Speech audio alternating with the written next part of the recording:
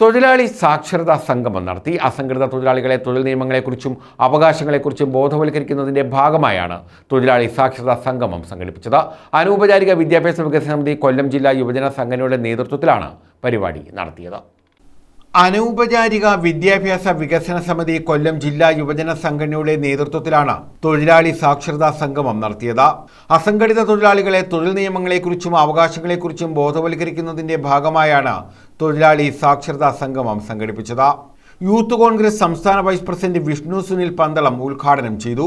എല്ലാ മേഖലകളിലേക്കും കടന്നു ചെന്നത് ഈ മുദ്രാവാക്യങ്ങളാണ് പിന്നീട് സംസ്ഥാന സർക്കാർ തന്നെ ഏറ്റെടുക്കുന്നതും നമ്മൾ കണ്ടത്.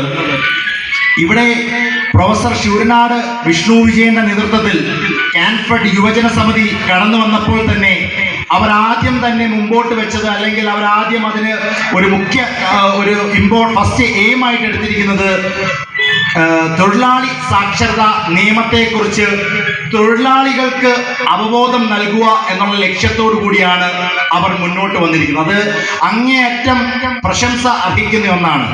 കാര്യം ഇന്ന് ഏറ്റവും കൂടുതൽ ഈ നാട്ടിൽ തൊഴിലാളികളാണ് ചൂഷണം ചെയ്യപ്പെടുന്നത്. അവർക്ക് അവരുടെ അവകാശങ്ങൾ, അല്ലെങ്കിൽ അവരുടെ അവകാശങ്ങളെ കുറിച്ചുള്ള അവബോധം നൽകുവാൻ വേണ്ടി അതിന് ഏറ്റവും മുഖ്യമായി അതിന് കഴിയുന്ന ഒരു പ്രസ്ഥാനം തന്നെയാണ് കാൻഫഡ് യുവജന സമിതി. അഡ്വക്കേറ്റ് നജ്മുൽ റഹ്മാൻ സ്വാഗതം പറഞ്ഞു. പ്രൊഫസർ ശൂർനാട് വിഷ്ണു വിജയൻ അധ്യക്ഷത വഹിച്ചു.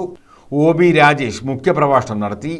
സരസചന്ദ്രൻ പിള്ള, മോഹൻലാൽ, അരുൺ ഗോവിന്ദ, ഷാഫി ചമ്മാത്ത, ശ്രീകാന്ത് മഠത്തിൽ, ജോയി ചാക്കോ, സുരേഷ്, പ്രഭാകരൻ നായർ, ജിബിൻ ടി ബിച്ചു, അഞ്ജന ജെ, സ്നേഹ, അബിൽ, അഭിജിത്ത്, അജിതൻ ശൂർനാട് എന്നിവർ പങ്കെടുത്തു.